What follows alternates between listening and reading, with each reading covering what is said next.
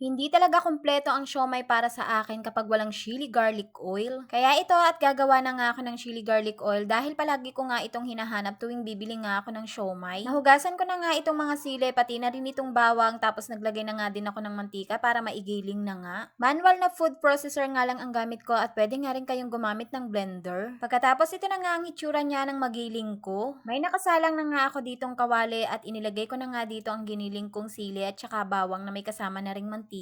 Mahinang apoy nga lang yan at kailangan ay bantayan yan at hindi pwedeng iwanan dahil mabilis nga lang yan maluto. At kailangan talaga ay mayat maya haluin para hindi nga masunog. Maya maya nga lang nagiba na nga ang kulay niya kaya tinimplahan ko na, naglagay na nga ako ng asin, paminta, asukal at oyster sauce. Naglagay na nga din ako ng 2 kutsara ng suka at hindi ko nga muna yan hinalo para hindi mahilaw ang lasa ng suka. Nagantay nga lang ako ng 3 minutes bago ko nga ulit haluin. At pagkatapos ay niluto ko nga lang yan ng 15 minutes. Pinalamig ko nga muna bago ko nga ilagay dito sa kanyang lalagyan at kapag malamig na ay ganito na nga magiging hitsura niya. At dahil cravings ko nga palagi ang siomai, hindi na ako mamomroblema sa chili garlic oil dahil meron na nga akong ginawa. Yun lang, salamat sa panonood.